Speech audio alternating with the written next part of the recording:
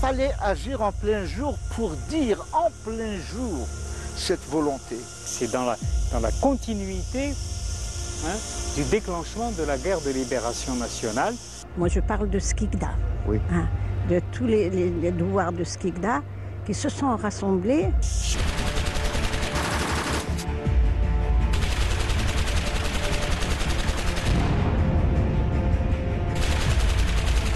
Dans la nuit du 31 octobre au 1er novembre 1954, entre minuit et 1h du matin, les premiers coups de feu ont été tirés un peu partout en Algérie. C'est le déclenchement de la guerre de libération nationale qui va durer près de 8 années et qui sera couronnée par l'indépendance de l'Algérie.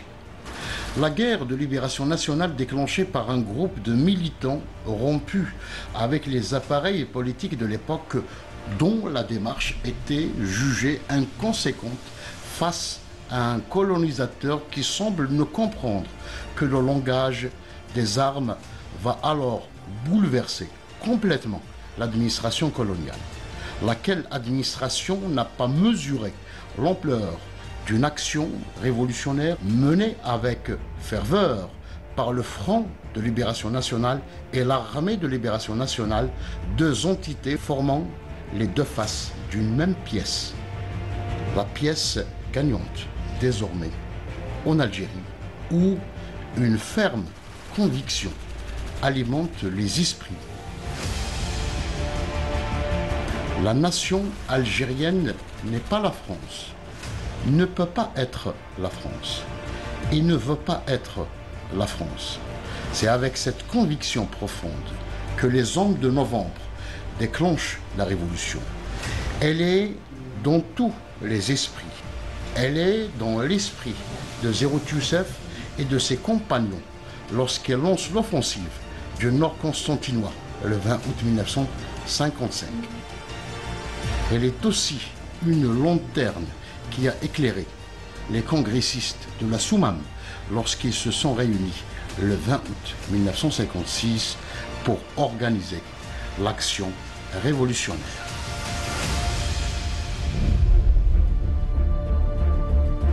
Après le déclenchement de la lutte armée, la situation se complique quelque peu pour le Front de libération nationale et l'Armée de libération nationale. Si le tandem FLN-ALN parvient dans un premier temps et d'une manière progressive à gagner la confiance du peuple, il devra faire face tout de même au manque de moyens matériels. Principalement concentré dans les Aurès, au moment du déclenchement de la révolution, l'ALN va étendre son action au nord constantinois et à la Kabylie vers la fin de l'année 1954. Face à la montée de plus en plus puissante de l'ALN, l'armée française renforce ses effectifs qui vont atteindre en février 1955 80 000 hommes. Ces troupes sont principalement concentrées dans les Aurès, principal foyer de l'insurrection, foyer assiégé et martyrisé depuis le 1er novembre 1954. Dans ce contexte, le Front de libération nationale va également perdre certains cadres de premier plan, mort de Dédouche Mourad en janvier 1955 et arrestation de Rebh Bidat et de Moustapha Ben Boulaïd en février 1955.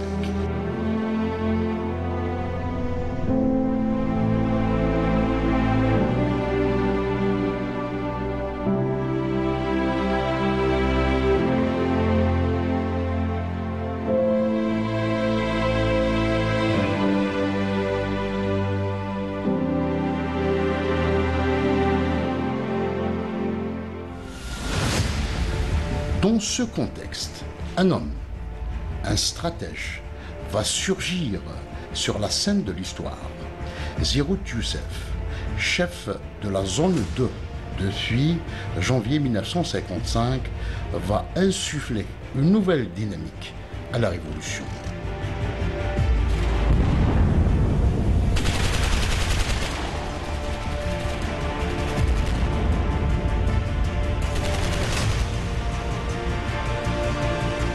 Zérout Youssef fait part à ses principaux adjoints, notamment Lakhtar Ben Tobal et Ammar Ben Ouda, de l'idée d'un soulèvement général qui allait toucher tout le nord constantinois. Pour expliquer son initiative, Zérout Youssef a réuni les principaux responsables de la zone 2, tout d'abord à Boussatour, au Douar Lekhel, dont l'actuelle commune de Sidi Mzrich. Mais la réunion sera vite délocalisée suite à un accrochage dans la région.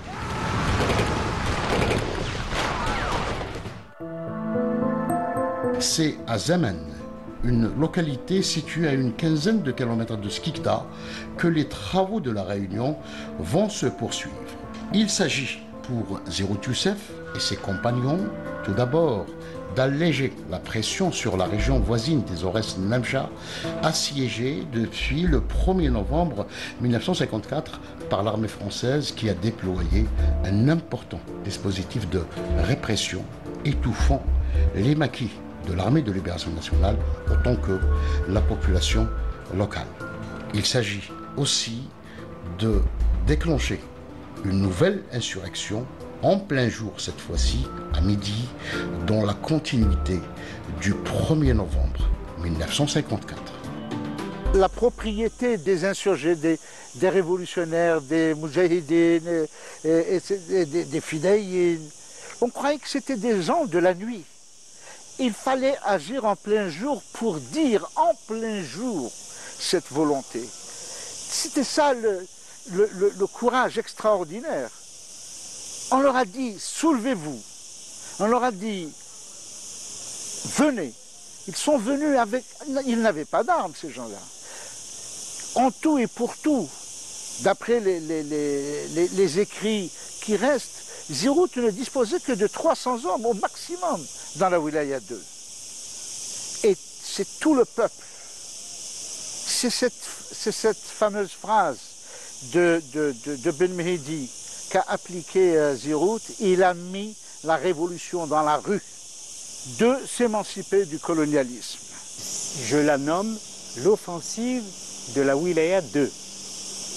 Parce que d'abord, ça a été pris en Wilaya 2 en relation avec le 1er novembre 1954. C'est dans la continuité du déclenchement de la guerre de libération nationale que dans le Moudjahid, on appelle d'ailleurs la révolution. Donc il faut bien, voilà pourquoi je dis, il faut bien nommer les choses. Il faut bien nommer les choses. Et dès qu'on dit, pour moi en tous les cas, dès que je dis que la Wilaya, c'est l'offensive de la zone 2, pas de la Wilaya 2, de la zone 2, ça veut dire qu'il existe une zone 1, 2, 3, 4 et 5. D'autant plus que cette offensive est suivie un mois et quelques après par l'offensive de la Wilaya 5, de la zone 5. Donc c'est un continuum d'événements, de faits, qui vont porter et nous conduire au congrès de la Soumam de la Wilaya de 1956, qui était prévu pour janvier 55 ou février 55, mais qui n'a pas pu se réaliser. Lorsqu'on dit gentiment c'est un deuxième 1er novembre, je dis oui parce que ça se rattache. 20 août 55, 1er novembre 54 sont liés et intimement liés. Et d'un autre côté, la population qui finalement a adhéré encore plus au FLN qu'en 1954.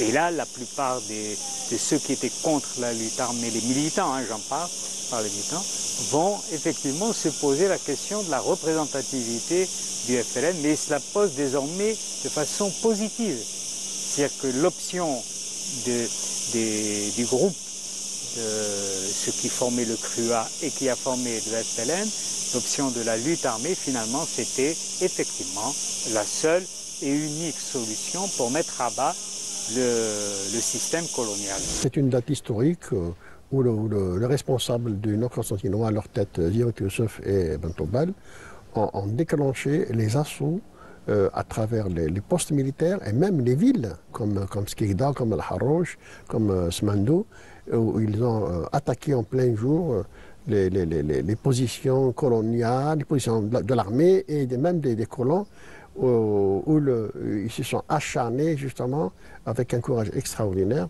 pour démontrer l'adhésion de tout le peuple. Il faut signaler que ces assauts ont été organisés à la veille de la tenue de la session de l'Assemblée générale des Nations unies pour montrer au monde entier que ce peuple d'Algérie est du côté de l'armée de libération nationale et du Front de libération nationale.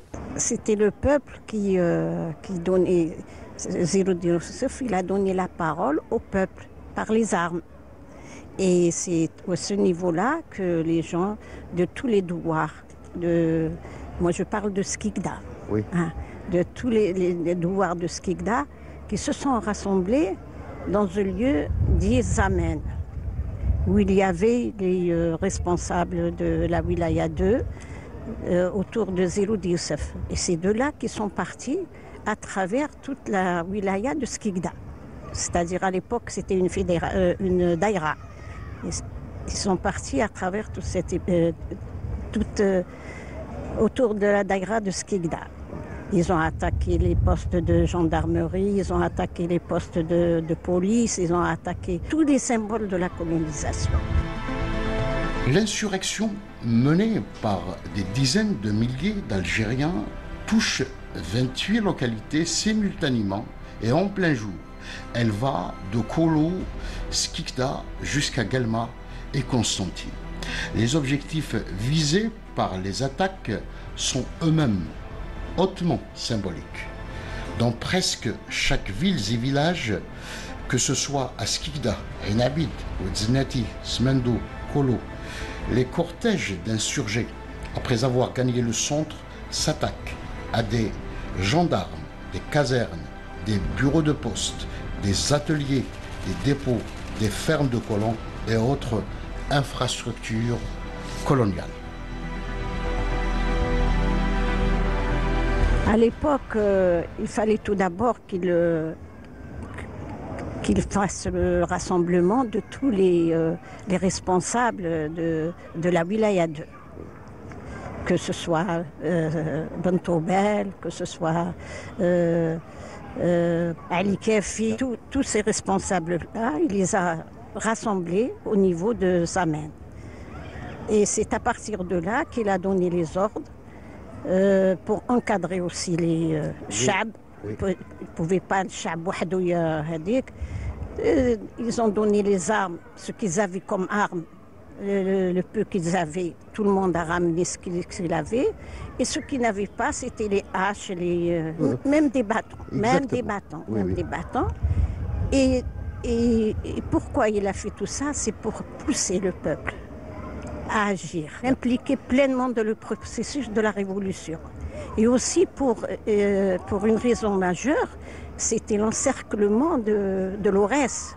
Il fallait qu'il fasse une ouverture à ça. Et c'est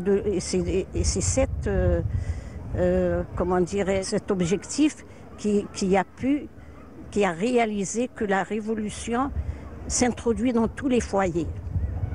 Vu ce qui s'est passé comme massacre, les gens qui ne voulaient pas participer peut-être, qui avaient peur, qui se disaient où est-ce qu'on va aller avec ça. Et ce jour-là, ils ont tellement subi de massacres qu'ils étaient obligés par eux-mêmes de dire voilà ce qui nous arrive.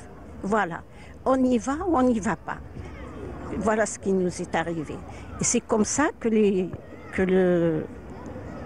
massacres qui se sont passés à Skikda, moi je parle de Skikda, Oui. c'est quelque chose d'inimaginable.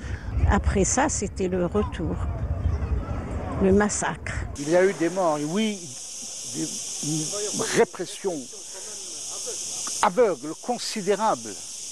J'ai un jour posé la question à Sissalah Boumenider, qui faisait partie de la direction de la Wilaya 2. Je lui ai dit 12 000 morts. c'est énorme. C'est 1945, un autre 1945. Il m'a dit, nous avons pris cette décision. Nous ne savons pas combien coûte, nous ne savions pas combien coûterait cette indépendance, combien coûterait la décolonisation définitive de l'Algérie. Est-ce que c'est 1 mort, 20 morts, 100 000 morts, un millier? Nous ne savons pas. Nous avons fait ce que nous devions faire. Nous avons agi en notre âme et conscience. Et ça, il avait terminé en me disant, le bateau qui emmenait les contingents français en 1962, cette image du colonialisme qui quittait le pays, je ne sais pas combien de morts ça vaut, je ne sais pas. À vous de me le dire. Il y a toujours une part de sacrifice quand on lance un mouvement révolutionnaire comme celui-là.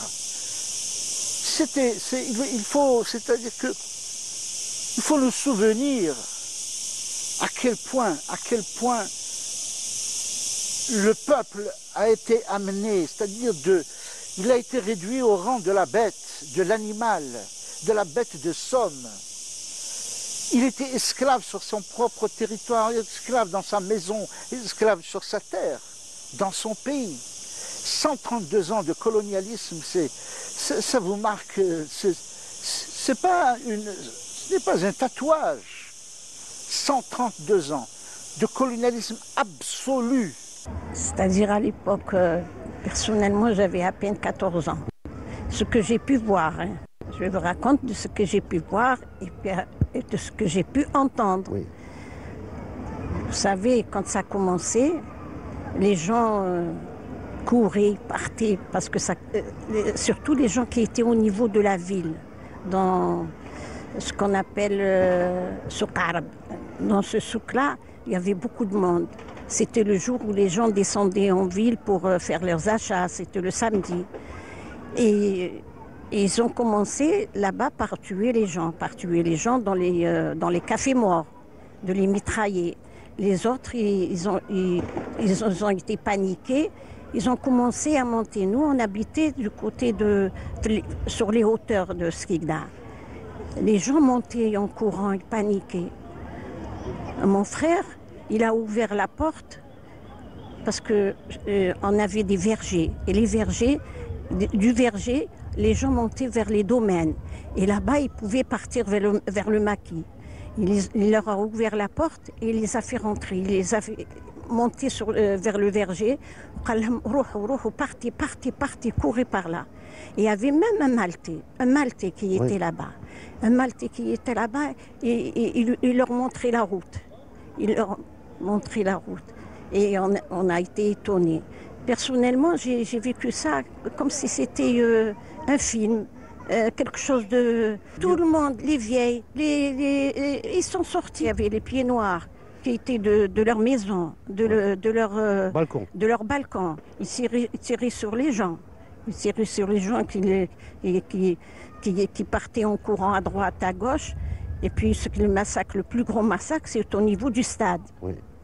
Où ils ont ramassé tout ce qu'ils ont trouvé dans des camions. Ils les ont emmenés là-bas.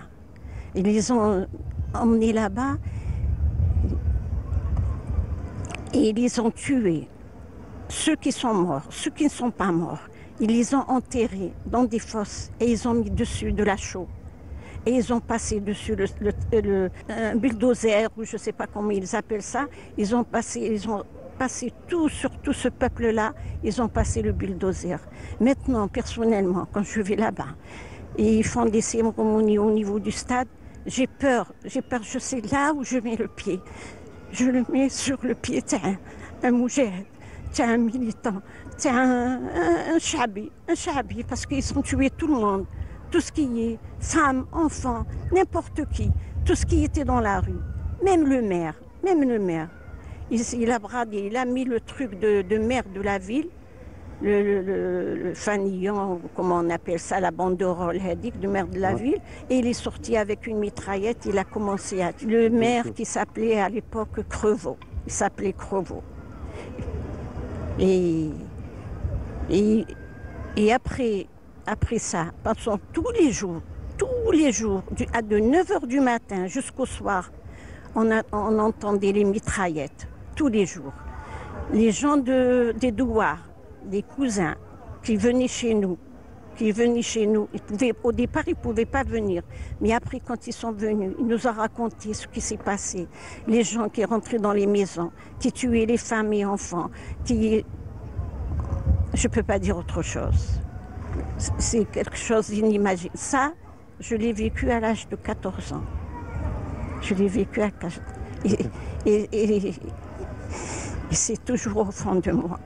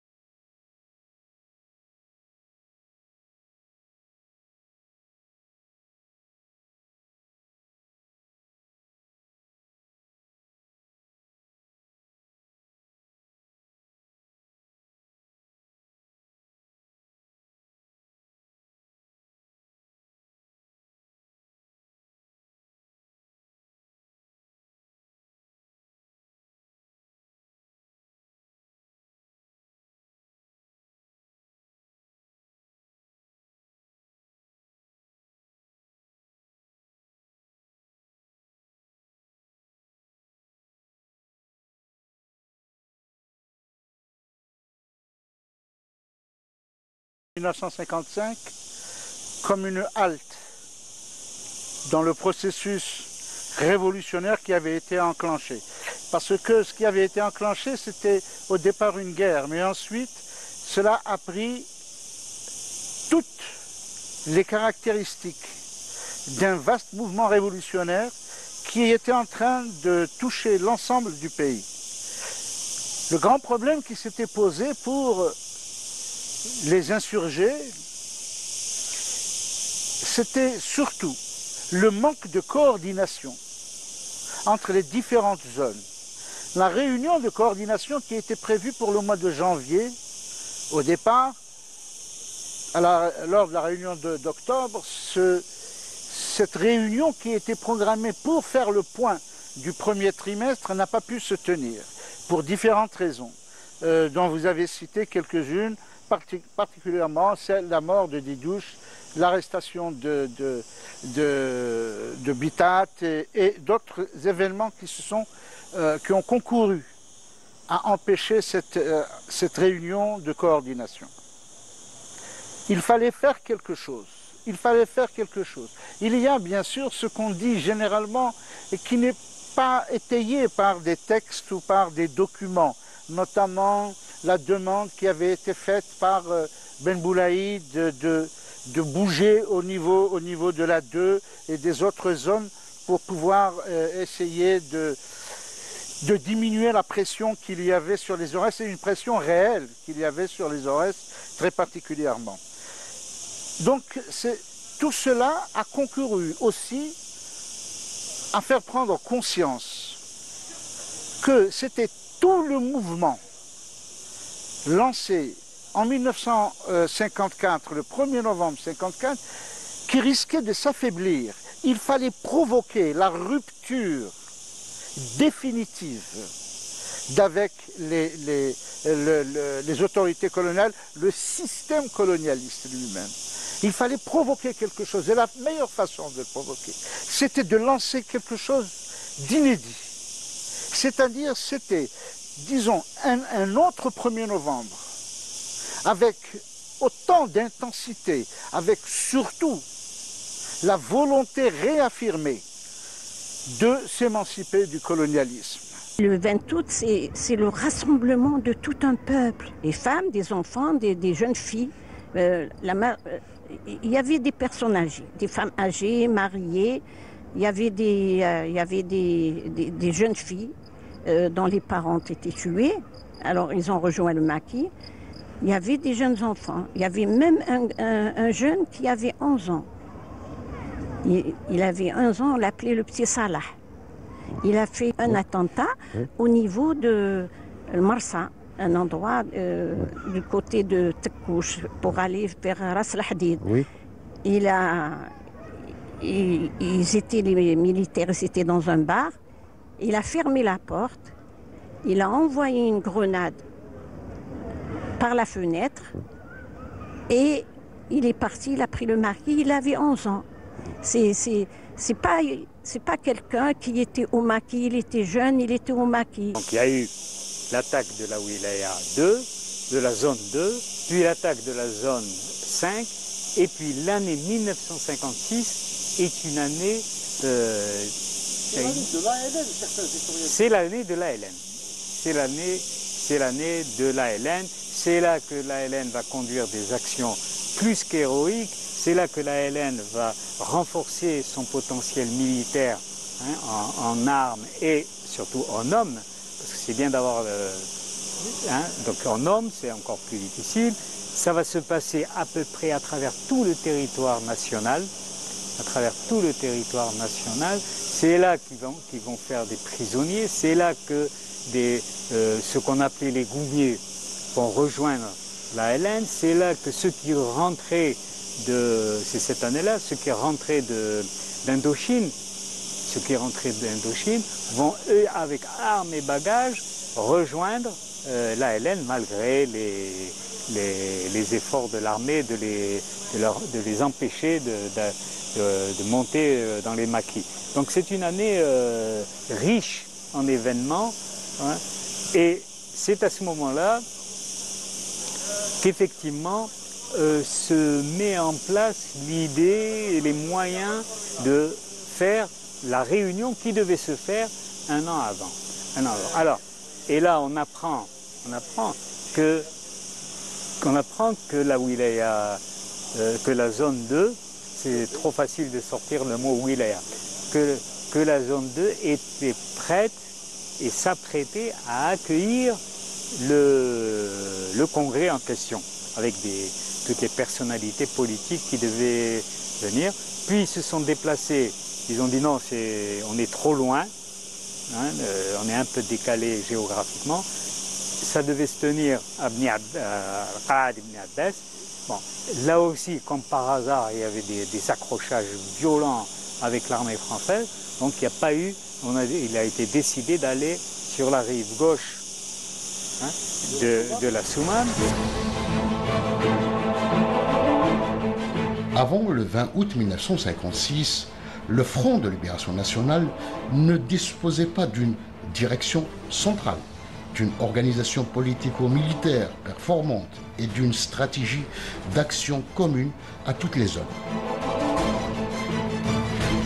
Ces carences avaient poussé Zérout Youssef à défendre le principe d'une réunion de tous les responsables de la Révolution, principe qui sera ensuite appuyé par Abben Ramdan et l'Arbi ibn Mehdi, avec lesquels il a pu nouer un contact grâce à Mahfouz Ben. Il fallait faire le bilan du chemin parcouru depuis 1954 jusqu'à 1956. Parce que pendant toute cette période, il n'y avait pas de découpage.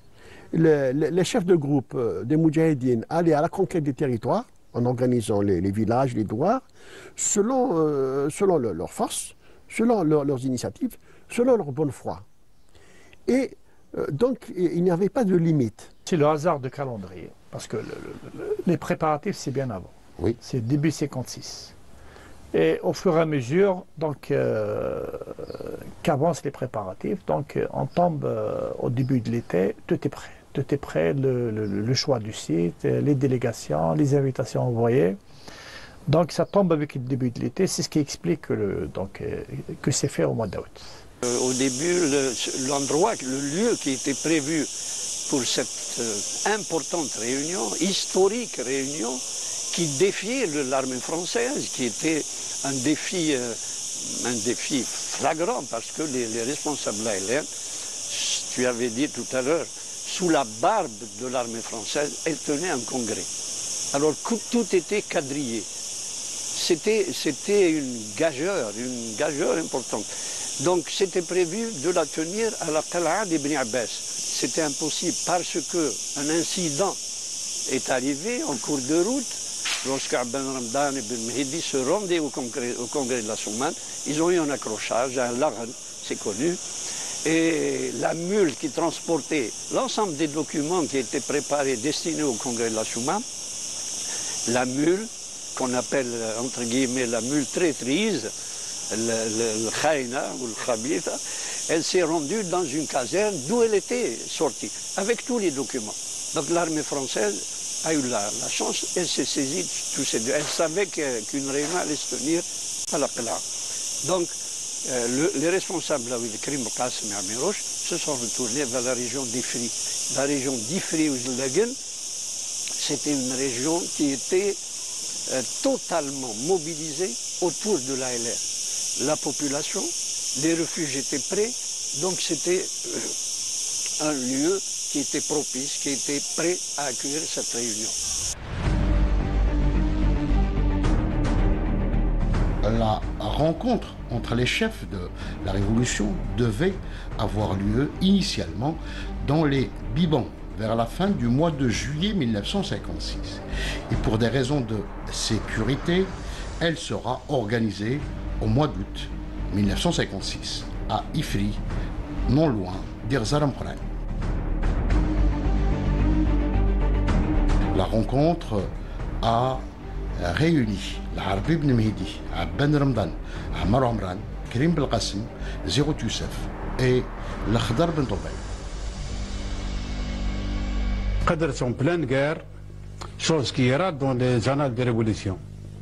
حتى في وقت ما تونغ ما صارتش. من الوقت ساعة تونغ هيشاك ما تلاقاو حتى 48. ما داروش مؤتمر يعني إلا عندنا احنا اللي صار المؤتمر. ولهذا سايتي لين دي بلي غروند فيكتور تاع الثورة اللي قدرنا اجتمعنا بور فير لو بيلون دي باسي. يعني ودرنا الاكتتابات نتاع الحاضر اي اون بروجيتي لافانير. سايتي لين دي غروند فيكتور تاع الثورة اللي اجتمعت دون لو فو بوندون لا غير اي لا سي راسومبلي دي برينسيبو ديريجون تاع الثورة اللي حاضرين الرسمي هو عبان بن مهيدي كريم عمران زيغود وانا. هادو لي مومبر اوفيسيال دو كونغري.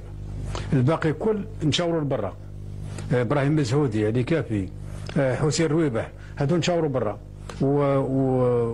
وكريم يتشاور مع زيغود. عندك عمران يتشاور مع دهيلس صادق. سير الجلسات عندك النهار الاول عبان هو اللي يسير الجلسات. النهار الثاني بن مهيدي. النهار الثالث كريم. هما اللي يسيروا النقاش كان ديمقراطي. Et juste après l'embuscade, il y a eu un dialogue entre Krim et Amirouche, parce qu'Amirouche était le chef de la Soumam, c'est lui qui connaissait, qui maîtrisait la situation, oui. Et ils se sont entendus sur le village d'Ifri pour tenir le congrès. C'était un défi, oui. D'organiser ce congrès à Ifri, qui a une heure de marche de poste militaire, et puis très dangereux. Du point de vue du relief, il n'y a rien d'exceptionnel oui. Dans ce doigt, mais il y avait la confiance de la population. La population était entièrement acquise à la lutte armée. D'ailleurs, avant d'aborder le pourquoi du congrès, oui. Moi, je vais avancer pour dire que Abban Arman, à la fin du congrès, a dit il faut être fou pour organiser un congrès à Ifri. Elle a duré plusieurs jours, peut-être 15 jours, mais des consultations. Mais à partir du 13 août jusqu'au 20, la plateforme a été signée. Les résolutions étaient donc préparées par des professionnels, non seulement de l'écriture, mais de l'idéologie, qui avaient exploité toute la littérature, toute la documentation du PPA-NTLD. Ils ont travaillé dessus et c'est un peu la synthèse de ces documents qui avait été mise en avant dans cette plateforme. D'importantes décisions sont prises lors de ce congrès, des résolutions politiques sont adoptées, une organisation nouvelle de l'armée de libération nationale a été également mise en place. La plateforme de la Soumane, à mon sens, a été après l'appel du 1er novembre, c'est le premier document doctrinal, le premier document doctrinal qui montre d'abord à l'ennemi et à l'opinion internationale et au peuple algérien bien sûr que la révolution algérienne maintenant elle est mise sur le train qui va l'amener vers la victoire, vers l'indépendance. Elle a défini l'ensemble des pourquoi la révolution. Donc c'est la base. Ensuite, comment faire la révolution? L'organisation civile, l'organisation des villages, l'organisation de l'armée, de l'ALN, une armée avec ses grades, sa hiérarchie, c'est très important. Et ensuite, les objectifs principaux de la révolution. On a structuré les maquis. Du point de vue territorial, oui. On a structuré l'ALN du point de vue grade, du point de vue unité combattante. Oui. Et on a déterminé les relations entre l'intérieur et l'extérieur. Et c'est comme ça que le FLN a instauré un pouvoir collégial où au niveau du découpage, là où il y a la zone, la région, le secteur, il y a un comité politico-militaire à la tête duquel il y a un responsable et dont les décisions sont prises en commun. Un responsable d'une structure n'a pas le droit de prendre une décision tout seul. C'est très important, c'est pour éviter les abus, c'est pour éviter les excès d'un pouvoir personnel. Là, quand les décisions sont prises ensemble, il y a un self-control. Il y a le grade de Djoundi, Djoundi الأول, العارف c'est sergent, العارف الأول sergent chef, مساعد c'est adjudant, مساعد الأول c'est aspirant, المقدم c'est sous-lieutenant, الضابط الأول sous-lieutenant, الضابط الثاني lieutenant, le grade de capitaine. J'ai oublié comment il s'appelle, capitaine.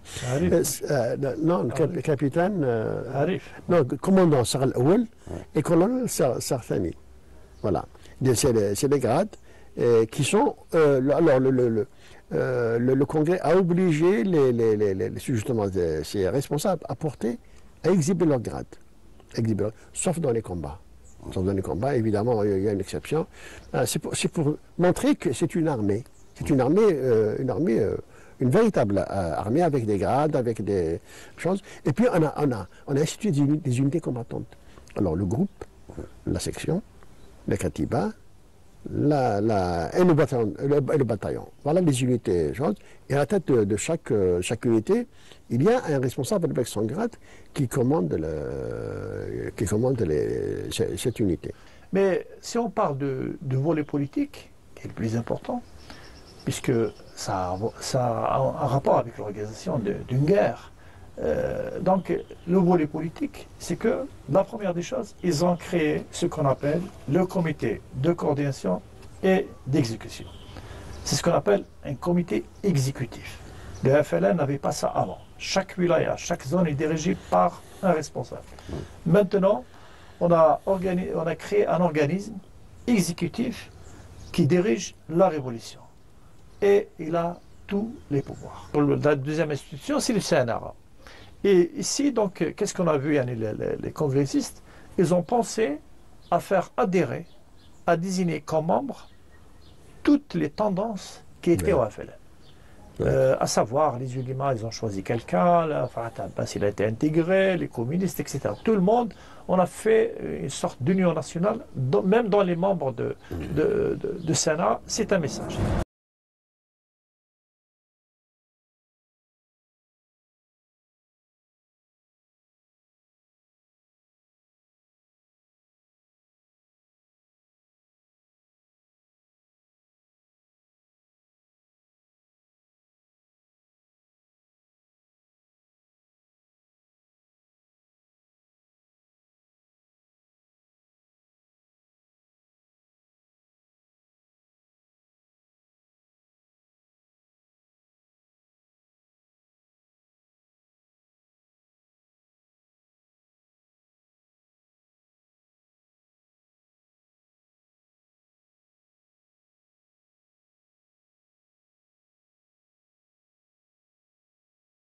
personnes. Les personnes qui les évacuent aujourd'hui, elles reviennent demain, elles retournent chez eux demain. Qu'est-ce qu'ils ont fait après? Ils ont ramené le génie militaire avec des chargements de la dynamite. Ils ont commencé à détruire les maisons, maison par maison, mettant des quatre pétards sur chaque coin de la maison. Alors, ils commençaient à détruire la maison carrément. C'est ce qui a amené à détruire 14 villages ici. D'ailleurs, aucun village n'était parlé. Et des morts, il y en a beaucoup. Des morts, il y en a beaucoup. C'est-à-dire, nous avons recensé 1500. L'armée française, lorsqu'elle s'est rendue compte que sous sa barre, qu'avec tous les moyens armés qu'elle avait mobilisés pour mater l'ALN dans les maquis, notamment en Wilaya 3, lorsqu'elle a appris qu'un congrès venait de se dérouler, avec la liste des participants, avec les résolutions qui sont sorties, mais c'était un véritable affront qu'elle n'acceptait pas. Mais au lieu d'aller affronter les unités de l'ALN, là où elle se trouvait, évidemment, comme à son habitude,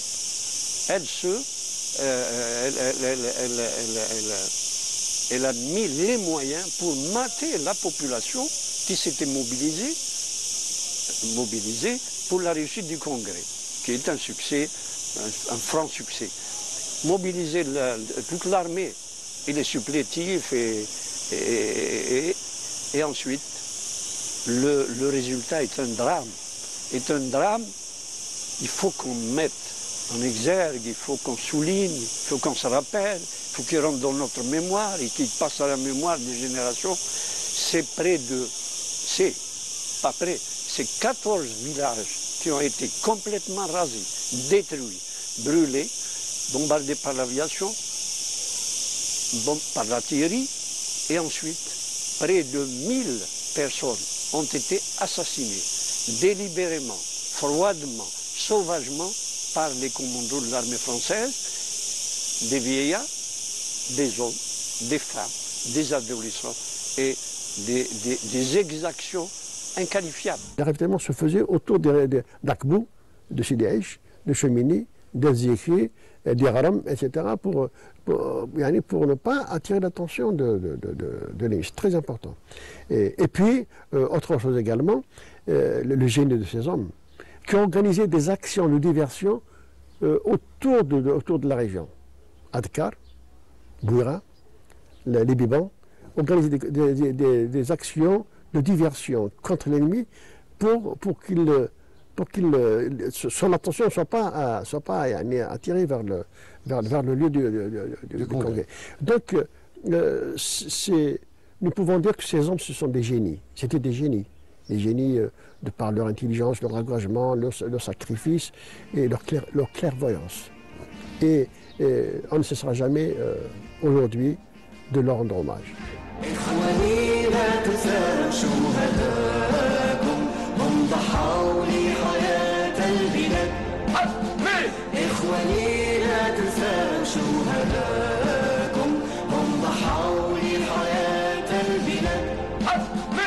Les martyrs de Oued-Soumam vont ainsi allonger la longue liste des martyrs tombés au champ d'honneur le 20 août 1955. Tous ces martyrs partagent le même rêve, le même idéal, l'indépendance. Et ils partagent aussi la même passion, l'Algérie.